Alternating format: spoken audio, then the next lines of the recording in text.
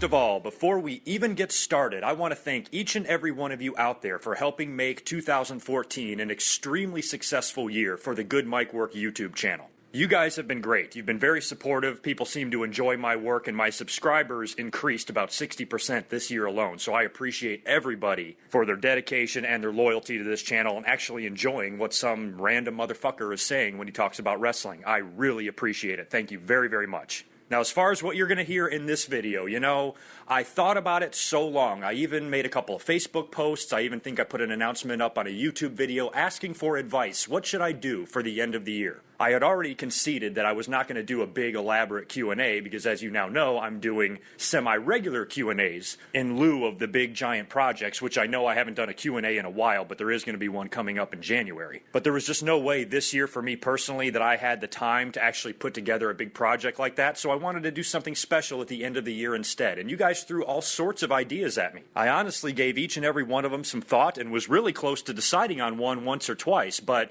procrastination set in, as well as my busy life this time of year during the holidays, a little bit busier than I was in the previous 2 years, where I was able to do like the big 100-question Q&A and the deceased wrestlers commentary. You know, my personal life was not going to permit me to do that, so I wanted to do something special, just not quite as big. And here we get about a week before Christmas, and I still was not 100% sold on what I was going to do. And a few people had recommended the same idea, and that was go through some of the greatest years in professional wrestling. And I started thinking to myself, you know what, that could be a candidate. That might be a video that I actually do. And then I got to thinking about 2014. And I was talking about it too in one of my most recent commentaries, that I just got to thinking, and I'm like, you know, holy shit, when you think about significant years, as far as headlines go, I don't think there's too many that can even touch 2014. We went through a lot of shit this year, and I have yet to do a real true year in review video. Each year I've been on this commentary, I've never really done one. My big end-of-year commentaries that I've been doing in recent years have usually focused around old stuff, like big Q&As and deceased wrestlers and things like that. I'm like, you know what, I very rarely talk about current stuff, so why don't we, for once, at the end of the year, take a look back on what was a hell of a 2014. And also maybe compare it to some of the other great years in the wrestling business. And I thought that's what I would want to do, just kind of a freestyle, totally improvised commentary on some of the headlines that we saw this year and how they match up to previous years. And I came up with about 9 additional major years in the pro wrestling business that I could think of to go along with the 10th year, 2014, I think as the most significant in wrestling history. So the plan for this video is for me to just to briefly touch on, you know, some of the years that I consider to be some of the most noteworthy, some of the most history-making years in history. But just go over them briefly, just gloss over some of the big events and the big headlines that took place, and then compare those years to what we saw this year in 2014. And pretty much everything you saw in the opening slideshow intro there, we're going to get into, because it was a very wide range of emotions this year. We were pissed, we were happy, we were sad, we were pissed again. You know, it was really a strange one. I felt like I spent half the year crucifying the WWE and the other half of the year sucking their dick. So they really took us on a roller coaster of emotion and just this clusterfuck of feelings that they threw at us all year. Sometimes they were doing things right, sometimes they were doing things very, very wrong. But regardless of what your feelings were on the year overall, a lot of people were pissed off and complained all the time. I did my share of complaining, which I don't often do. I'm always the benefit of the doubt type of guy, but I will admit that WWE did a lot of things this year that highly irritated me. But they also did a lot of things that I was very, very proud of. You know, namely WrestleMania 30. And as a wrestling fan who, you know, has been watching these things since the very first one, 30 years of history to come off like that the way it did, you know, to me was one of the most heartwarming moments of the year. I was proud of the company and what everybody who worked in there accomplished at WrestleMania 30. And it's going to be really hard to top that next year at WrestleMania 31. 2015 is going to have a hard time surpassing 2014 anyway, you know, as far as, you know, the noteworthy things that took place. So, you know, we're going to get into all of that here. And I think it's going to be a lot of fun. Just a general discussion. We're going to take a look back at some previous years and how crazy some of those were. And then we're going to take a detailed look at this year and all of the things that we went through together on the GoodMicWork channel as it pertains to WWE. And I know some other things outside of WWE did take place. I know Jeff Jarrett's new promotion was kind of announced this year. TNA had a TV deal switch over. You know, they lost their deal with Spike TV and went over somewhere else, and a few other things happened. But since I primarily only cover WWE on this channel, I figured we might as well keep this video limited to that. Now, before we get into all of this and this big subject we're going to talk about in this final commentary, there's got to be a little bit of channel discussion first. I've got some updates for you, some changes that are taking place, and just a few things I think I need to inform you about as it pertains to my channel and what the future holds for this channel next year. Now, I've already teased a couple of channel changes. I've really been thinking about doing a few things differently for 2015. Unfortunately, all of those channel changes are not completely finalized yet, so you're going to see those kind of slowly start showing up throughout the course of 2015. One of the things you might notice is I'm kind of going through and trying to use royalty-free music. If you're wondering what all that shitty music is playing at the beginning of my videos now, I've kind of gone through a few songs, well actually not a few, probably several hundred songs, just trying to find something that just maybe fits, you know, instead of trying to use wrestler theme music and shit like that, because YouTube has laws, and if I ever want to place ads on my video, I need to keep this as legit as possible. You're probably going to see a steep decline in any video clips and things like that too. Even though I crop them and make them small, even though I keep them 20 or 30 seconds, YouTube will probably never even realize it, but I'm not even going to take the chance and try to make this a little bit more, you know, by the book. As far as I know, using certain clips and certain photos is completely fine and protected under fair use if you're using it for purposes of review, which is what I do, but there's a few things I just don't want to risk, so you're going to see a few changes taking place, including some standard intros now. Basically, what I'm going to do is probably have the same introduction for my weekly Raw reviews, the same introduction for my Q&As, for my DVD reviews. They will all be different, but each series will have its own intro. That's going to really simplify things for me and make me much more efficient at doing commentaries. I can bust one out if I don't have to worry about putting together a stupid fucking intro, which really doesn't take me long anyway, but this will really save me some time. Also, speaking of intros on my series, I've got a new series, and I've mentioned that a couple of times. Brand new channel series debuts January 4th, 2015. My first 2 episodes of the new series will begin and be released on that day. And these will be much more common than my DVD reviews and my Q&As. I actually plan on doing at least a couple of these a month, and I think you guys are going to like the idea and say, oh yeah, why didn't you think of that before? But it's a cool little idea, and I'm going to do a couple videos a month. In the first 2 episodes, like I said, January 4th, 2015, and that's just in a few days, so keep a lookout. And also, we got a lot accomplished on this channel this past year. Like I said, you guys were extremely supportive, and my subscribers, you know, increased dramatically. I think I began the year with about 3,500, and I'm now up to 6,000. So I almost doubled my subs just in this year alone. And by looking at those numbers, I don't really think it's an unrealistic of a goal for me to want a minimum of 10,000 subscribers by the end of 2015. So tell your friends, like the shit out of these videos and all of that. Try to get my name out there and help me out as best as possible, because I would love for my subs to increase to 10 to 12,000 this year alone. So if we can accomplish that, I will be very happy. And since this channel seems to rapidly be expanding, and a lot of these t-shirt companies have started to follow me on Twitter and shit like that, I've actually been considering designing a t-shirt. Now, unfortunately, I don't think it'll be the NWO t-shirt, the logo that I use, because I don't think I can use that font. I think that's against the law. But I have been playing around with some designs and even thinking about having somebody come up with something for me, because I am not an artist. If there is any artists out there or people that are good at drawing logos or anything like that, if you want to come up with a design for the GoodMicWork channel, something that would look good on a t-shirt, feel free to make something and send it to me or whatever. I'll be happy to give you credit for it. But I've had a lot of people say, oh, get a t-shirt, I'd love to wear it or whatever. So that might be coming in 2015 as well. I think I have enough subscribers and enough fans now that I could at least sell a few of these things. And also, another channel statistic for you is this is my, I think, 83rd or 84th video, so I uploaded a lot. I think I wanted to upload 75, and I ended up uploading about 10 more than that, so I far surpassed my goal. And since I'm starting that new channel series on January 4th, and it will probably be a semi-frequent series of videos, I think 100 videos would be a very realistic goal for 2015. 2015 also has some wrestling subject goals as well. One of those big subjects, and one of those things that I've unfortunately become known for, is John Cena. It still amazes me, going into 5 years on this commentary, you still have people out there that think I'm some rabid John Cena dick-sucking defender, and that's probably the complete opposite of what the truth is. I look at the truth the way I see it, and that's the way it comes out. I've been very harsh and hard on John Cena critics. Actually, I take that back. I have not been hard on John Cena critics. I myself am a John Cena critic. What I am not is a lunatic who thinks John Cena should die, and if John Cena did die, that the wrestling business would miraculously not suck anymore. It's time to grow up. Seriously, it's time to take this commentary page into a more mature direction. John Cena is there. John Cena is who he is. He's there to entertain those little fucking kids. He's just a wrestler. To me, I can let it go.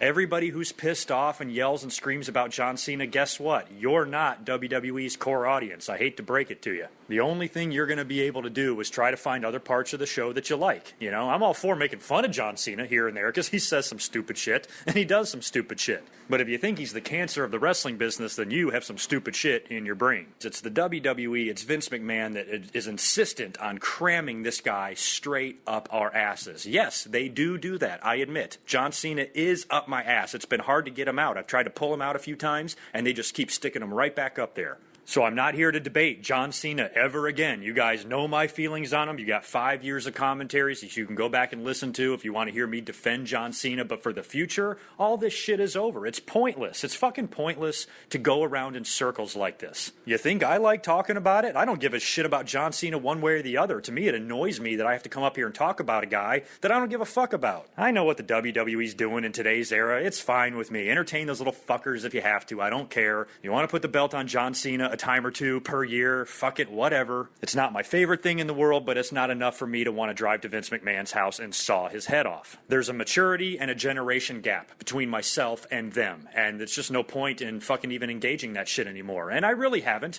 2014 was not that bad of a year. The only time I really defended John Cena is when he won the WWE title at the Money in the Bank, and the fans were freaking out before the match even happened. And I had to come up and make a commentary and said, yes, expect John Cena to win the WWE title, but if you can see the fucking writing on the wall, and if you're reading the goddamn internet reports, like I'm sure all of you are, you will also see that Brock Lesnar will be getting a title shot at SummerSlam. So you're John Cena, this guy that you hate so bad, guess what? He is a transitional champion, and they are giving the belt to him simply so he can hand it to Brock. To me, that was not that big of a deal, but the fans are so wrapped up in their Cena hate, they cannot get past the fact that the WWE's putting the belt on him. Oh, you should give it to Bray Wyatt instead. That wouldn't make any fucking sense. It has to be Cena. It has to be Cena in this situation. That doesn't mean I'm defending Cena and his character. That means I'm defending the decision. That was the right thing to do. And what happened? John Cena got Brock Lesnar's dick up his ass at SummerSlam. That was an amazing beatdown. That was fucking awesome. Without John Cena winning that title, you wouldn't have had that moment. So sometimes, you have to sacrifice something to get what you want. So other than that point that I tried to make over the summer, really, I stayed away from the John Cena shit for the most part. I did the debate video with Delexman too, where I did a lot of criticizing of John Cena. I definitely was not happy that he won and he beat Bray Wyatt at WrestleMania. I made that clear as well. So, this era of me being a Cena defender, that's fucking stupid. It's so obsolete and old, and we're definitely not going to do that shit in 2015. That's it. That right there that you just heard will be my final John Cena quote-unquote rant that you will ever hear on this channel ever. It's done. It's over. It feels great to finally wash my hands of that nonsense. Now, be prepared. That doesn't mean I'm never going to talk about John Cena again, because right off the bat, in 2015, this motherfucker's got a title shot against Brock Lesnar. And even though I don't expect him to win the title, I suppose that he could. And if he does, that's going to break the fucking internet, and I'm going to have no choice but to come up here and talk about it. I will definitely talk about John Cena. I will definitely give my opinions about John Cena. But this defending of his character and all of that, you're never going to hear that shit again on this channel. Mark my fucking words. But enough of this nonsense. We need to get into the actual subject of this video. How long have I been talking about bullshit? Fucking at least 15 minutes now, right? And we're not done yet, because I have one more thing to tell you about. Those of you who follow me on Facebook, the link is in the description below. Please click it, look at my page, and like the shit out of it. My Facebook page has recently changed. Kind of a crazy story, too. The bottom line is my Facebook profile page that I was using has been converted. Facebook has actually forced me to convert this into a fan page. Now, a little backstory on how this happened. I got to chatting with somebody in the comments of a post that I made, and they suggested, hey, you should make a fan page. And that's something that I actually always thought about. I have no idea why I made my GoodMicWork Facebook page an actual profile page. I used Good, Mike, and Work as my first, middle, and last name and set it up as an actual person where I could accept friend requests and all of that. And almost immediately when I did it, I thought to myself, I'm like, oh, I should have made one of those fan pages. But too late now. I'm already starting to get friends and and people are following me on this thing, so I'm just going to leave it. So then a couple of weeks ago, I get to talking to somebody on Facebook, and I thought to myself, I'm like, you know what? Maybe I should make a fan page, because that would be much easier, for me to navigate it and me to control it and things like that, because when you have a regular page, not that I don't appreciate it, but a lot of you put a lot of shit on my page. And if I'm trying to advertise a video or if I'm trying to do something, a lot of times it gets buried under posts, some of which are very cool. I appreciate a lot of what you guys put up there. I do look at mostly all of it, but sometimes I get a lot of stuff up there. It's like, why are you putting that up there? Trust me, you don't have to give me a video of anything. I have one of the greatest wrestling footage collections known to man. If you put a video on my page, chances are not only have I seen it, but I own it. And so what I found is that I would have a lot of, I don't even want to call it spam because these people are my friends and they're supporters of the channel, but a lot of times I get posts that I really don't need on there, and it kind of hides some of the shit that I'm trying to say and I'm trying to promote for the channel and the page. So I kind of thought that a fan page might be a good idea. So what I did was I started playing around with one. I made a GoodMicWork fan page and just got the basic info done, but I did not publish it. I'm like, nope, it's not ready yet. I'll release it. I'll make an announcement about it that people can go over there and like this page, and maybe we can transition, my GoodMicWork page into a fan page instead. Well, what happened is that when I made that page and it went unpublished, I think that triggered something in Facebook software, and they recognized me as a person that was using an alias for his profile page.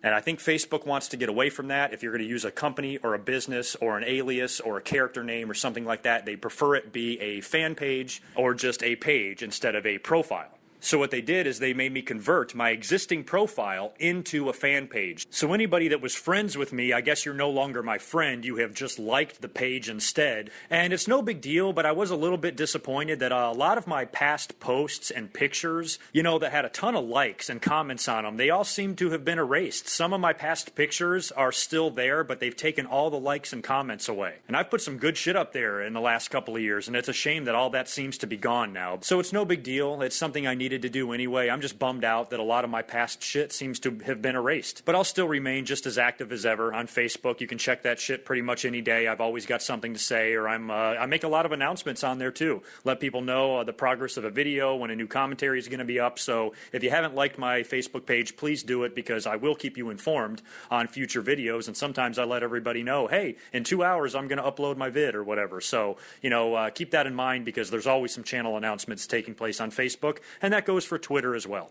You guys actually ready to start talking about some wrestling now? I apologize. That was kind of my goal all along. I knew I was going to have to come up here and make a whole bunch of channel announcements and shit like that. But now that's over, and we need to move into what we're actually talking about today, and that is significant and history-making years in the history of pro wrestling, primarily WWE. Now, the first thing I'm going to do before we start touching on 2014 and all of the different ranges of emotions we were taken throughout the year, let's take a look back at some of the other years that I consider to be headlining years or major history-making years. There's been a few of them, and when I look at the headlines, it's really hard. None of them can really compare to 2014, but a few of them came close. So really, I have to start right away with 1984 and 1985. I'm actually going to combine those two into one year. 1984 was extremely significant because of one reason. 31 years ago next month, Hulkamania was born. He beat the Iron Sheik in Madison Square Garden, fresh off of coming from a big run in the AWA, showed up on Vince's TV show. 1 month later, gets the title shot against the Iron Sheik and beats him, and the WWE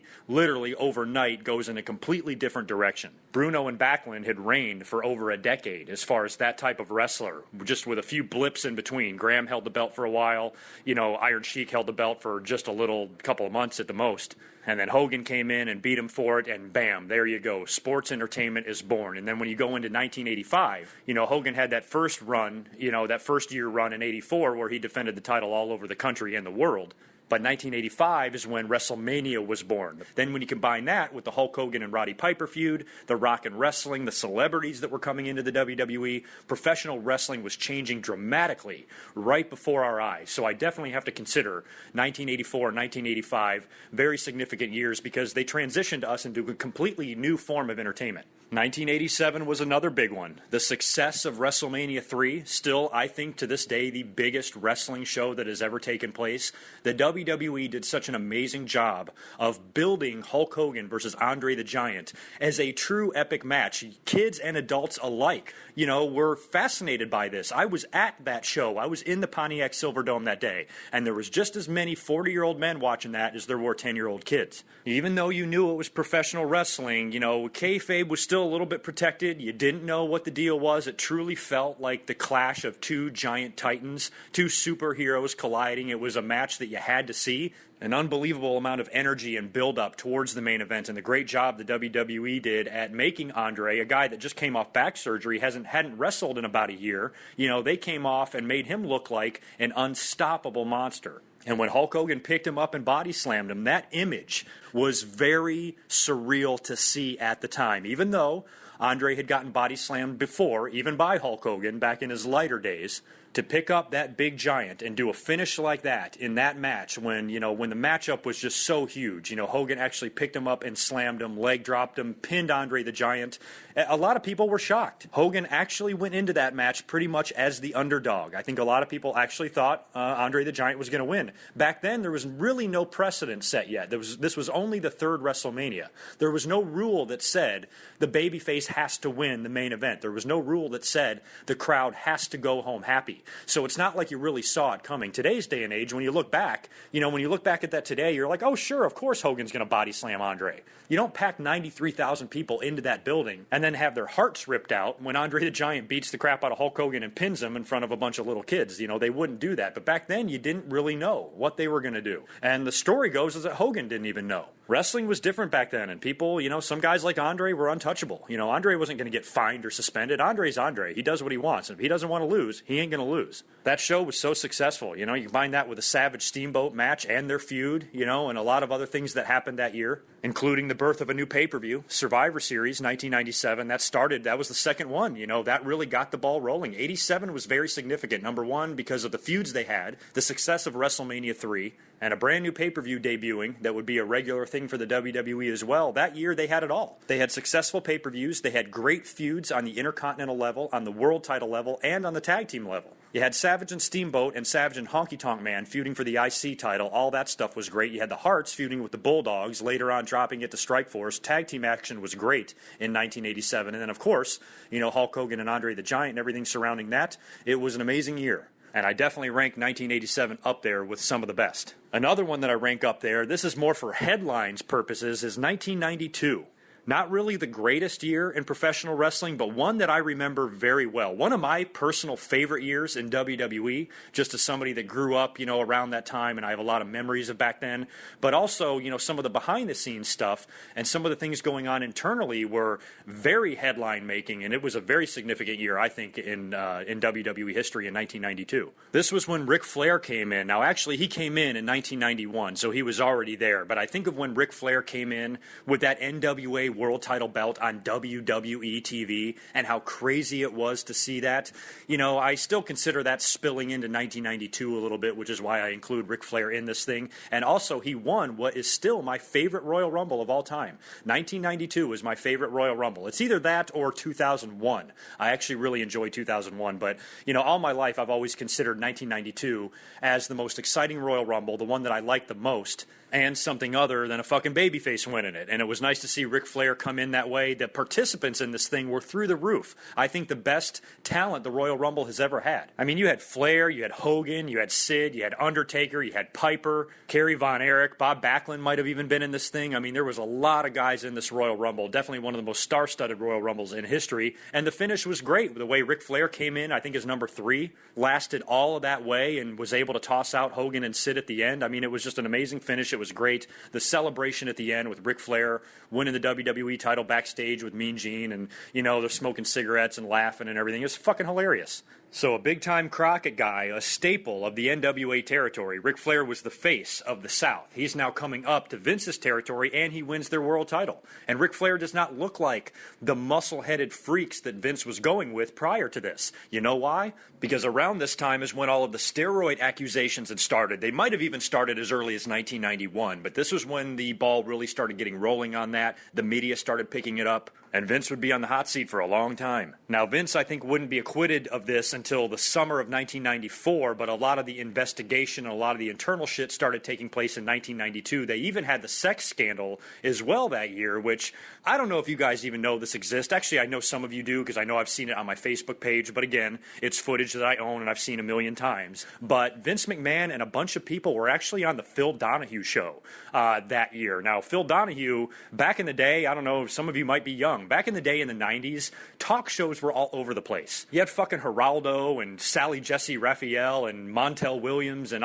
fucking everybody, and Phil Donahue was one of the ones that had been around forever. And they talk about typical shit that they talk about on every talk show. I never watched hardly any of them. It was just nonsense garbage to me. But they brought on a bunch of WWE guys, including Vince McMahon, Bruno Sammartino, who was now at odds with them, and I believe Randy Orton's uncle, or one of his relatives that apparently had some of the problems with the scandals, and he was one of the top accusers of this. And I guess Pat Patterson and I think the ring announcer Mel Phillips were accused of maybe assaulting a ring boy or a teenage ring boy or something like that. I didn't even want to go back and relive the details to give you guys the exact facts on this because it's something that I would really like to forget. But if you see the Phil Donahue show and you see that, it's going to fucking blow your mind because this is something you would never see done today. If Vince McMahon has a problem, the last place I would expect him to go deal with this problem is on the fucking Jerry Springer show, okay? So this was very strange to see this. And Vince was up there just being attacked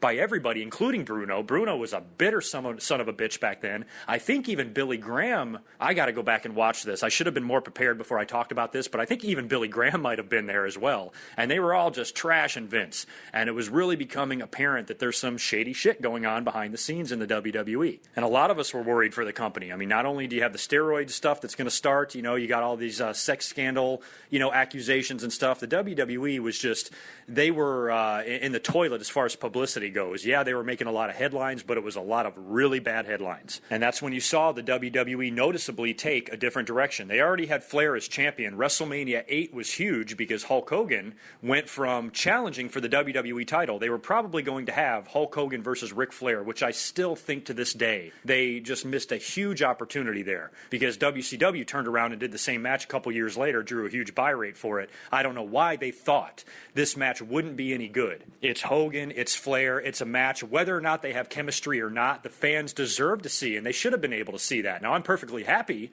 with the Ric Flair-Randy Savage match, one of my favorite WrestleMania matches in history, but the fans were robbed and cheated out of Hulk Hogan versus Ric Flair. But you have to wonder, if maybe some of this, internal shit was, the heat was on and the WWE wanted to go in a different direction, and giving Hogan the belt and another predictable WrestleMania main event might not have been the way to go.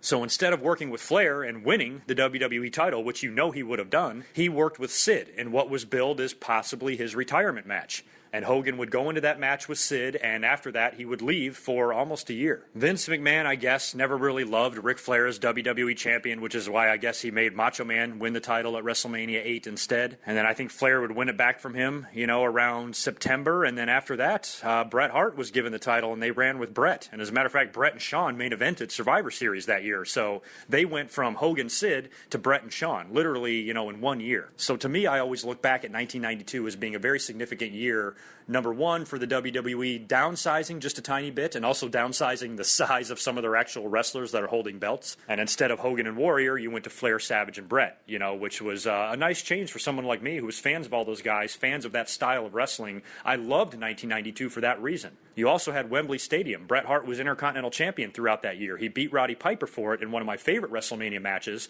at WrestleMania 8. Then he went and dropped the belt to the Bulldog in front of 80,000 people at Wembley Stadium, a very historic show. And to this day, 22 years ago, something that we look back at in awe, that the WWE actually had that big of a SummerSlam over there, and why the fuck we haven't been back there. I definitely think we're long overdue for a major pay-per-view over there in England, in that very building, or another one like it, a big soccer stadium of some kind. I know the WWE could sell some tickets there. I wouldn't mind seeing that at all, but back at that SummerSlam show, that was rare. Bret and Bulldog babyface main event, that SummerSlam was extremely significant for that reason. You didn't see a whole lot of that stuff. You never saw a babyface and heel steel matches back in the 80s and the 90s. You might have saw them here or there. There might be one or two that exist. I know they've done them, but they haven't done them.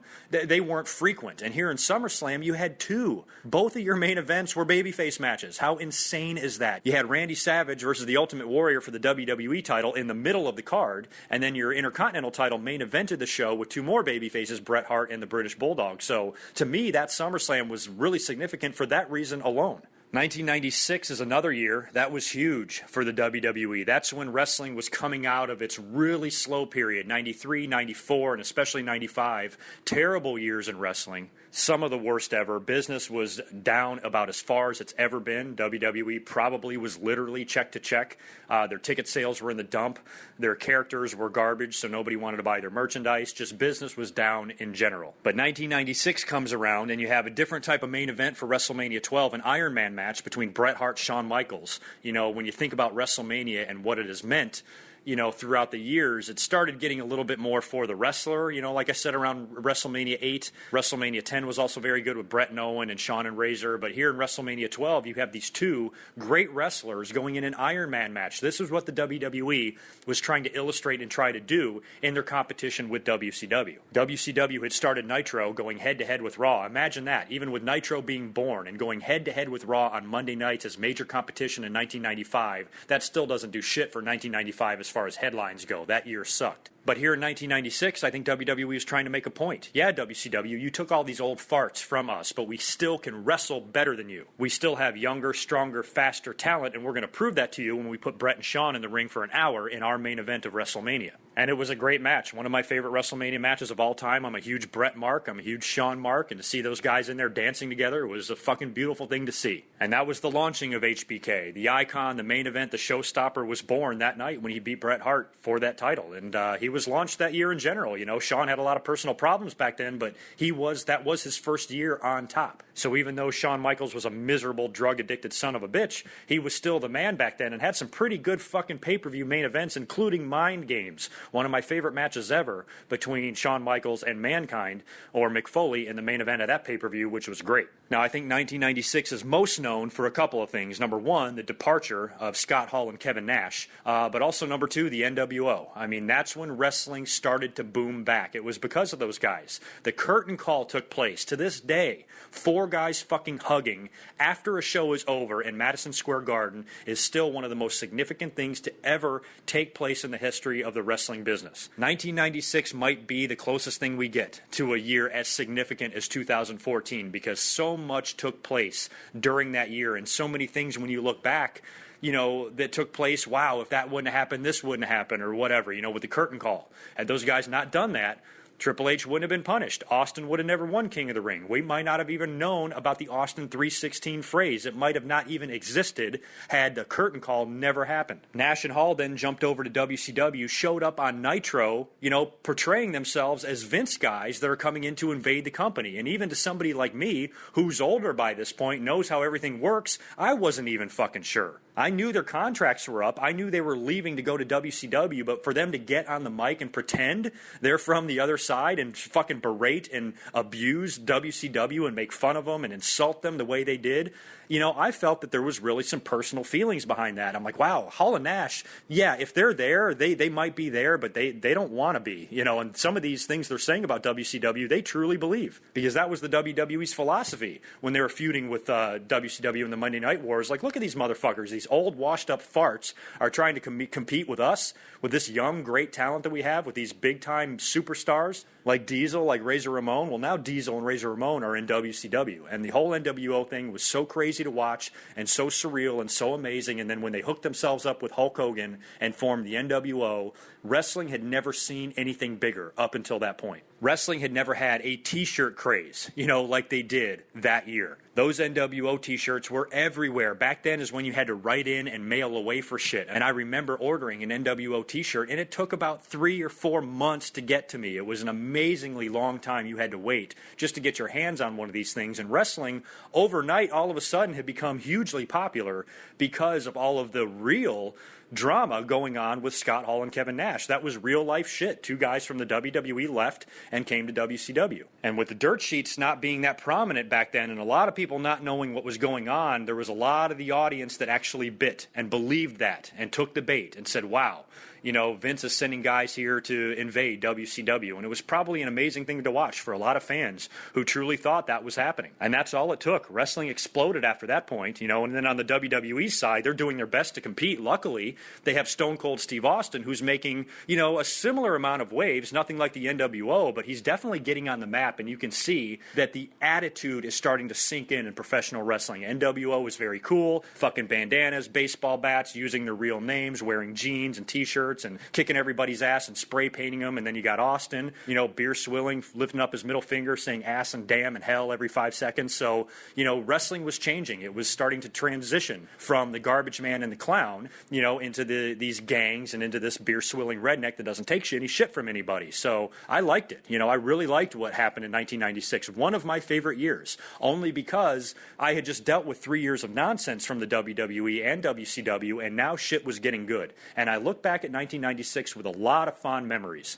And I think it's one of my favorite years in the professional wrestling business just because it was so fun to watch how WWE reacted to WCW and vice versa. I mean, the war was full on by this point. I mean, Ted Turner had owned the company for a while. WCW had existed for a while. Nothing was happening. They weren't making any waves. They weren't coming anywhere close to competing with the WWE. All it took was that one situation, those two guys to come down there, right place, right time, right storyline. Everything fit in perfectly, and it changed wrestling. The curtain call, Hall, Nash, and the NWO changed wrestling forever. So for that reason alone, 1996 belongs on this list.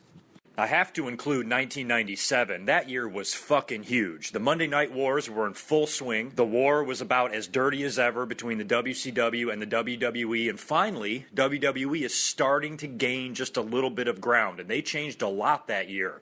They went from the cartoony, dumb, stupid, gimmicky bullshit that they were doing, the 1 hour shows taped 4 shows at a time in one night, allowing Eric Bischoff to give away the results of Raw, and just a stupid, out-of-touch wrestling show to a show that sort of knows what it's doing a little bit. In February or early March, Raw finally officially went to 2 hours every week. They were doing 2-hour shows here and there, but it wasn't done consistently. They also put the Titantron up, so now you had the big screen, the entrance music, they changed the stage, the set, really kind of tweaking their product a lot and giving it a whole new identity in order for it to compete with Nitro. Nitro was the direct reason for this. They had to do something to make their show new, spice it up, make it fresh, just like Nitro was. You combine that with Stone Cold pretty much officially getting on the map. That great match he had with Bret Hart at WrestleMania 13, that's shit like that kept WWE afloat. And it's matches like that set them apart from WCW. Even though WCW had all the big names, they had the NWO, the casual wrestling fan audience all seemed to prefer Monday Nitro because they just had more, you know, shit on there that people could relate to. Well, now the WWE was starting to go in that direction with the birth of Stone Cold, and that WrestleMania match he had with Bret. That match also included the infamous double switch. Now Bret Hart is a heel, and you get this great USA versus Canada feud, which was probably one of the most unique things that's ever happened in the history of the wrestling business. We have never seen anything like that since then, and we never saw anything like it before then. That was a really exciting time, and when I think of time periods in professional wrestling, I think the summer of 1997, for me personally, is some of the most memorable moments I have in wrestling. I remember everything as if it was yesterday. And the crowd participation really started becoming a factor during that year. WWE started encouraging people to bring your signs. They would not shut the fuck up about how they wanted you to bring your sign. And when you had the big arena crowd there and Raw would start on the air, you couldn't even see people. All you saw was signs. That's how many there were. Now they're fucking taking signs away. Man, how times have changed. But I just remember that time period being so exciting, and that was really helping WWE compete. Without that, if they would have continued the course, you know, that they were going on in 1995 and 1996, they would have died. You know, it was this change in attitude, this change in direction, these unique storylines that they were doing that was helping them stay alive in the fight with WCW. And you could kind of sense it. You know, you knew it was only a matter of time before WCW burnt out and fizzled out, because really they weren't doing anything different. They were still doing that same old NWO shit. Sooner or later, that's going to get old, and the WWE is now the ones giving you fresh, new shit that you've never seen before. You also pretty much had the birth of DX that year. I mean, Shawn Michaels lost his smile in February, forfeited the WWE title, and went home for about 4 months. He came back, turned heel, started feuding with Undertaker. Vince finally let him team up with Triple H. They started forming that DX group a little bit, cutting those very edgy promos, being very adolescent, very juvenile, and also very funny and hip. And they even had one segment on Raw where they put the fucking curtain call up on the Titantron. To me, that was so crazy to see that because I knew the behind-the-scenes story about the curtain call. I knew what happened. I knew it was highly controversial. I knew it ruffled some feathers, and Vince McMahon definitely was pissed off about it. And it was only a year after this, and they're doing a storyline. They're turning it into an angle now, and you were like, right on, WWE, fuck yeah. That's how you make wrestling good, is when you sew threads of reality into a wrestling angle. That makes it so much better because the fans can feel it, they can believe it, they can get behind it, and I just loved that they did that, and I was amazed that a year prior to this, WWE wouldn't have wanted anybody other than the people in Madison Square Garden and the few people that saw that fan cam footage. They didn't want anybody else to know that this situation even took place. Now they're putting it on the fucking Titantron. So their whole overall attitude and philosophy was completely different than it was just a year before. They were in survival mode. They were in a fight to the death with WCW, and they started saying, fuck it, we're going to win this war. You also had Bret Hart and Shawn Michaels. Let's not forget about those two. Forget about the screw job for a second that would also take place. These guys had a heated internal backstage rivalry that was really bad. They fucking hated each other. They even got in a legitimate shoot fight in the locker room the night after King of the Ring in Hartford, and that was when Bret Hart pulled out all of Shawn Michaels' hair. I remember hearing about this on the hotlines like the next day because I think they announced it on Raw that they weren't there. I even think they might have even acknowledged the fight and that both guys were sent home and Raw was not going to include Shawn Michaels or Bret Hart, and they went along with the show without them. So I think the fans even knew about it, but the next day when you started hearing the story, you're like, holy fucking shit, it's all stemming from, the Sunny Days comment, and these guys really fucking hated each other. And Shawn Michaels, you were freaked out because you already knew. That's how obvious Shawn Michaels was. That's what a piece of shit he was. He literally looked like he hated to be there. The night before, during King of the Ring, I want you guys to go back and watch the tape. I don't even know if I've ever talked about this, and I don't know if I'm the only one that's noticed it. But if you go back and watch King of the Ring 1997, and you watch the Stone Cold Steve Austin versus Shawn Michaels match, Shawn Michaels wrestles that entire match with a fucking attitude. Watch his mannerisms, watch his demeanor. He's out there chewing gum, which he did a lot. It helps with thirst and things like that. But Shawn Michaels was, almost just like casually smacking his gum. I even remember Stone Cold having him in a chin lock, or maybe vice versa. Maybe Shawn had Austin in a chin lock, and he's barking shit across the ring out to Vince McMahon, chewing, spitting his gum out, acting like he doesn't give a shit. I mean, he's still performing wonderfully, but the look on his face and his facial expressions, he's just out there going through the motions, and he doesn't give a fuck. Which I always thought was really disrespectful, number one, to the fans, the company, and Stone Cold Steve Austin. This is a guy they're trying to get on the map here. You need to help this guy out and help to make him look good, and instead, you're out there just fucking chewing gum and screwing around. You look like you literally hate to be there. And I remember being so mad about that because Shawn, I just thought was acting disrespectful. Now, the brilliance of Shawn Michaels is that's how good he is. He is such a good fucking in-ring worker that when he's not even trying, he's still having a great match. A year later, when he would wrestle Austin at WrestleMania, he went in there crippled, and he still had a pretty good match. Shawn Michaels is fucking amazing. But my point was, because of Shawn Michaels' attitude and his just lazy-ass attitude, he really seemed like he truly missed his clique buddies, Scott Hall and Kevin Nash. And if he could go to WCW, he would have. And I remember everybody just thinking it was only a matter of time before Shawn Michaels was able to get into WCW. I was under the impression that that's where he wanted to be. He even showed up at a WWE show wearing an Outsiders t-shirt, which was just fucking ridiculous. So I just thought that Shawn would be gone at any time. And I think the story goes that Nitro was actually nearby the night of Bret Hart and Shawn Michaels' fist fight, or their little pinch fight, or whatever it was. Maybe it was in Boston, I don't remember, but I think people in the WWE were actually worried that Shawn was going to be so pissed that he was going to get in his car and drive to fucking Nitro. Could you imagine, if Shawn, right before Nitro went off the air, just fucking ran out there? I mean, Jesus. I mean, it would have been fucking nuts. But, Shawn, I was worried he was going to use that as a reason to get out of the WWE, because they tell the story of, he said he went home. It's an unsafe working environment. I think his lawyers were trying to, work something out to where he could get out of his contract and go to WCW. So, we were all really worried about Shawn. And just when you think you're never going to see him again, somehow, miraculously, Vince gets everybody together and they work it all out, and Shawn comes back to work. And not only does he come back to work, he comes back and works with Bret. They make him the special referee at SummerSlam. He accidentally costs Undertaker the title. Bret Hart wins the WWE title and goes on to have a little run while Shawn Michaels turns heel, feuds with Taker, and teams up with Triple H. And now you're heading into Survivor Series. Vince McMahon drops a bomb on Bret Hart and the universe and wants him to go to WCW, so 2 months later you're worried Shawn's going to go there. Now Shawn's going to stay and Bret's going to go there. I mean, just an unbelievable series of events. I mean, 1997 was highly significant in so many ways because, what happened that day when Bret Hart was told, we want to let you go to WCW, how much that changed wrestling. But Bret Hart wasn't about to cooperate. They wanted him to drop the belt to Shawn Michaels in Canada. He said, no fucking way. You had a standoff, and it forced basically the WWE to pull off probably the craziest thing that's ever happened in wrestling, an actual screw job on live pay-per-view in front of the world. This wasn't a house show. This was fucking Survivor Series. And if anything would have gone wrong, if this screw job would have been botched and Bret Hart would have realized what was going on, he could have single-handedly killed the WWE by himself that night. He could have beat the shit out of Shawn Michaels legitimately in the middle of the ring, left him in a bloody mess, took the WWE title belt, walked right over there to Nitro, and showed up on TV with it. I also credit 1997 for kickstarting the deaths. Brian Pillman, one of my favorite wrestlers ever, one of my favorite personalities ever. I loved Brian Pillman, was a huge Brian Pillman fan. I was so devastated when he died, and because that was one of the first ones. I mean, we had some deaths in wrestling, but they really hadn't started to get frequent. Right after Brian Pillman, it literally seemed it started happening all the time. Brian Pillman was kind of the first.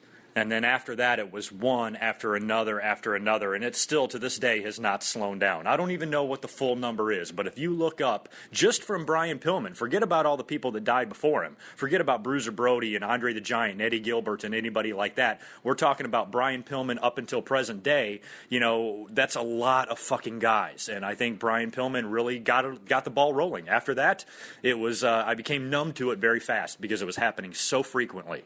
Also, I feel like we have to give a shout-out to Kane, one of my favorite wrestling characters of all time. He debuted that year, of course, at Hell in the Cell, the first ever Hell in the Cell, so that whole thing was started in 1997, which is also significant. And he came out and debuted, ironically, on the same day, actually, that Brian Pillman was announced to have died, and debuted in that awesome match with Undertaker and Shawn Michaels and got his ass on the map, and Kane has been a Hall of Famer ever since. I even remember thinking that I wasn't sure if Undertaker's brother gimmick would even work, but man, that was an awesome character, and he did some awesome things back then, and he got on the map that year. Speaking of awesome characters, over in WCW, that was the year that they were building the Sting-Hogan match the whole fucking year, with Sting being in the rafters. He didn't say a word for I don't know how many months, and then finally faced Hogan at Starrcade, and a whole nother set of controversy. That's when Bret Hart came into the company to be the special referee, and I think Hulk Hogan pulled some shady fucking shit in that match. Here Sting is supposed to win this world title after this long storyline that's taken forever to build for, and finally, at their WrestleMania, their biggest pay-per-view, Starrcade, they're going to have this main event match. And I guess what was supposed to happen is Hogan was supposed to get a fast count on Sting, and then the match was going to get restarted with Bret Hart, and then Sting would make Hogan tap out, I think, to the Scorpion Deathlock or whatever. I have to go back and watch the footage. I can barely remember. But whatever happened, I remember Nick Patrick counting Sting down. Hogan pinned him. He didn't do the fast count. He just counted normally. And there was a lot of whispers and people wondering, hey, did Hogan say something to Nick Patrick? Did he pay him off, to count slow? Hogan was always doing underhanded shit like that, and he kind of squashed. It was kind of a letdown when you saw the pin happen. So that Starrcade main event as well in 1997 was loaded with its own amount of controversy. And, of course, who's in the middle of that? Bret Hart.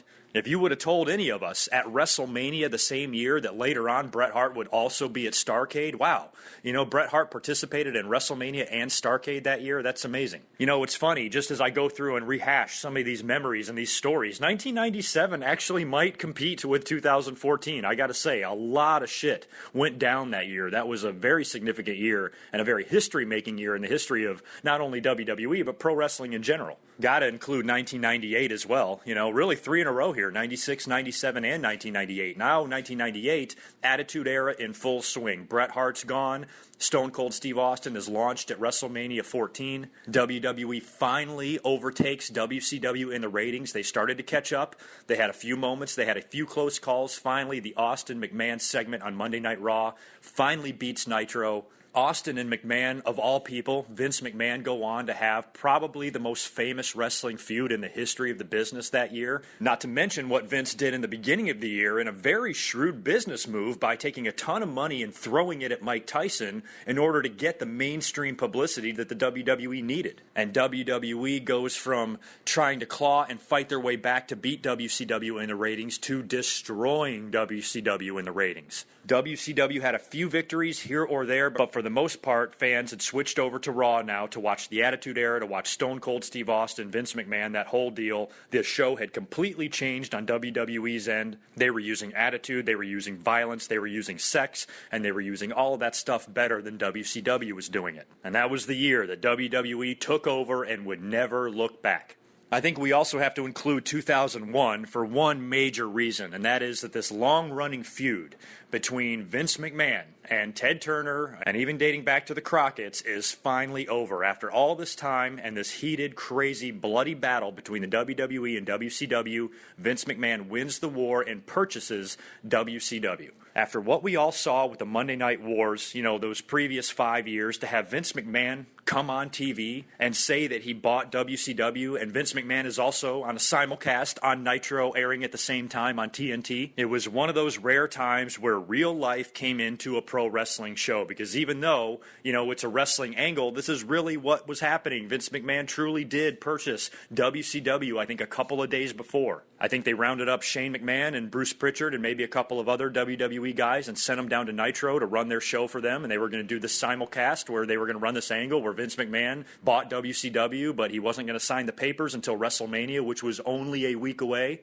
They had spent all this time building this great card for WrestleMania, including a mega main event between Stone Cold Steve Austin and The Rock, and then right before the show, they have this whole other enormous storyline break where, WCW is out of business and WWE now owns them, which means you're going to have a lot of WCW guys coming into the WWE. That almost overshadowed the whole pay-per-view. That whole thing was just so crazy. I still cannot believe that that's what wound up happening after these companies were at each other's throats.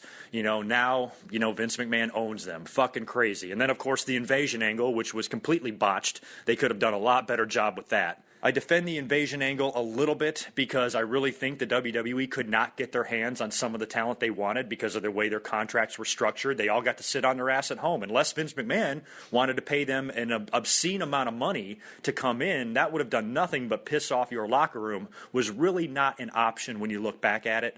So the WWE had to take the talent they had and do their best with it and try to make an invasion angle, which is why you saw the alliance. WWE realized that WCW's talent roster was weak. And since they'd also purchased ECW and Paul Heyman was also out of business, they said, well, fuck, why don't we bring a bunch of ECW guys in? We can pay them. We can afford Rob Van Dam. We can afford Tommy Dreamer, and guys like that. We can't afford Hall, Nash, and Hogan. So we'll bring those guys in instead. We will combine the two rosters to go up against the WWE instead. And it wasn't horrible. I mean, I know the invasion angle sucked ass when you look back at it, but really, for the time, there was some good stuff there. I enjoyed Kurt Angle and Steve Austin and the feud they had. I enjoyed The Rock and Booker T. I enjoyed a lot of stuff they did. But the invasion angle itself, for all these fans that had waited so long to see WCW versus WWE, when we finally got it, it was fucking awful. I guess really their only option for making an invasion angle truly work is to wait until 2002 to do it, when all these guys did become available, when Flair came in, when the NWO came back. A year after that, they even brought Goldberg in. So if they put it off for a while and, even made a WCW show, that would have been nice. That's what I thought they were going to do. I thought Nitro was going to live on. I thought they were going to put Nitro on Thursdays and actually have a WCW. Maybe if they did something like that, they could wait a year and then do an invasion angle with all those big names. But, it never happened and the invasion angle sucked. But still, 2001 was a highly significant year. WrestleMania 17 wasn't half bad either. I think most of us consider that one of, if not the best WrestleMania of all time. I want to include 2002 on this list as well for a bunch of reasons. Number one is what I just talked about with the invasion. This finally was the year that a lot of these guys that we were dying to see come back into the WWE finally actually did. I never thought, we would ever see Hogan back in the WWE again. So when he showed up with the NWO and they brought those guys in, and the big epic Hogan versus Rock match, and not to mention the fact Scott Hall and Kevin Nash are back. Razor and Diesel are back. WWE fans, true WWE fans, our hearts were ripped out when those guys went to WCW, and we wanted them back so bad. It would have been nice to have them back about 4 years earlier, maybe during the DX days when they truly wanted to come back, but they couldn't get out of their contracts, plus they were being paid a bunch of money. Remember the PO WCW, let our people go. Nash and Hall wanted to leave, and I think Vince would have paid them handsomely because now business was way up, but they couldn't go. But finally, in 2002, they show back up in the WWE. Of course, the NWO and the WWE was a complete failure, but still, seeing those guys in the WWE again return home to the company that made them stars to begin with was pretty amazing and pretty surreal to see, and I remember enjoying it. My enjoyment was short-lived, however, because not only did the NWO fail, a very dark cloud, came over the wrestling business that year, and the WWF had to change their name to the WWE. It's been 13 years here in 2015 since that happened, and I still don't like it. I wish they would have never changed over to the WWE. To me, things seem like they changed after that.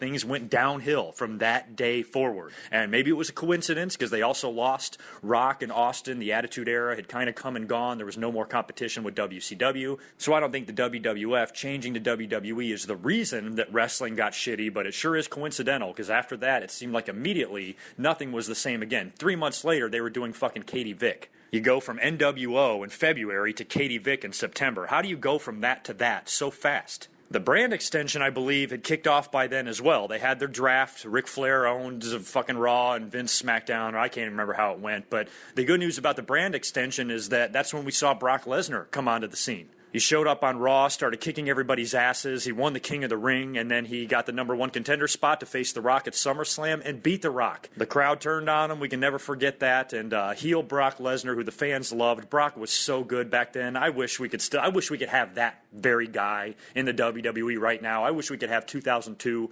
Brock Lesnar on Raw every single week right now.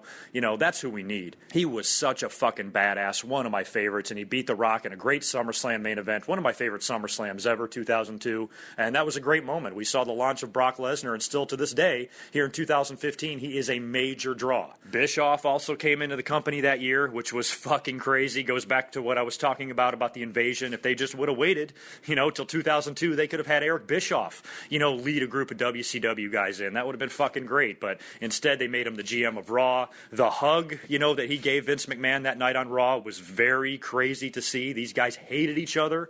2 years prior to this, Vince McMahon, I think if he could have gotten his hands around Eric Bischoff's neck, he would have killed him. And here they are hugging. Here Vince McMahon is bringing this guy in and paying him, as an employee of his, as a member of his, talent roster. Was pretty fucking crazy. At the end of the day, you can't say Vince doesn't do things for business, because what other reason would he have to bring Eric Bischoff in? If I was Vince McMahon, I would never want to see that motherfucker ever, and I would never want to give him any of my money, that's for sure. And I think Raw could have survived without Eric Bischoff, but it needed something. Stone Cold had walked out, a month prior to that, I think, and The Rock, of course, was starting to transition into movies, and I guess they needed, a spark. They needed a big angle, a big storyline, and bringing in the former president of WCW, the guy that was pulling the strings, the guy that was, so heavily competing with them at the other side, I thought, made for good TV for a little while, and Bischoff was great. He was a great douchebag heel GM. I fucking hated that guy. He got a lot of heat in that role, and I think Eric Bischoff did a good job in his role all his years that he was there. I wouldn't mind seeing him back. Now, after 2002, I can honestly not think of that many other years. I'm only going to throw one more at you, and that's 2011. 2011 wasn't a great year by any means, but in my mind, the WWE had gotten really stale from the years of, 06 to 2010, and it was all running together for me. even my history, when I think back to pay-per-view main events and what took place during those years, I don't even know what the fuck happened. I really wasn't watching at all. I wasn't doing commentaries yet, and to me, I was just kind of over the WWE. So in 2011,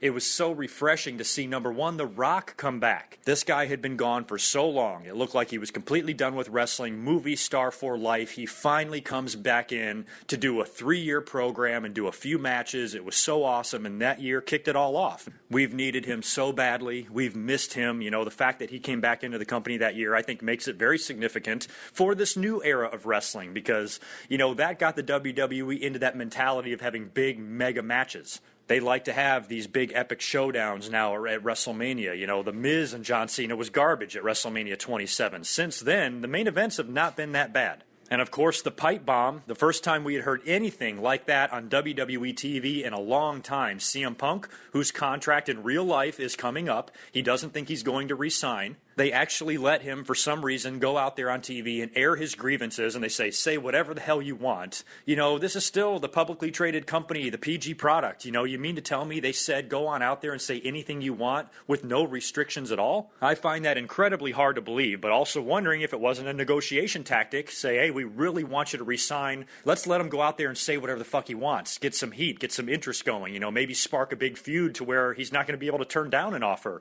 to come back because now he's got a great storyline here waiting for him. So maybe the WWE played CM Punk, I don't know, but he went out there and cut one of the most awesome promos we had ever heard in recent history. Everybody jizzed themselves over this thing. I remember, you know, when I was doing commentaries about it, people were freaking out, losing it, because that's how rare it was. Wrestling had gotten so boring and stale. To have CM Punk come out there and say what he said, you know, shocked the hell out of all of us because we were like, whoa, wait, what? What are you saying? Your contract is up and you're going to get in the ring with John Cena, and if you beat him for the WWE title, you're leaving. And then they did the big match in Chicago at Money in the Bank. Great pay-per-view main event. John Cena versus CM Punk. CM Punk wins the title, you know, leaves through the crowd, blows Vince McMahon a kiss, drives home and stays off TV for a couple of weeks while all the fans wondered what the fuck was going on. So 2011, not the most significant year ever, but definitely significant enough to be on the list.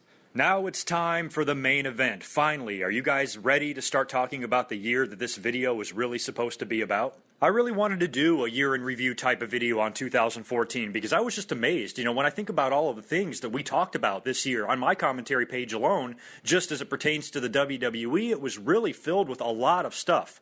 There was some big stories and some big news events and a lot to talk about this year, and a lot more than in previous years.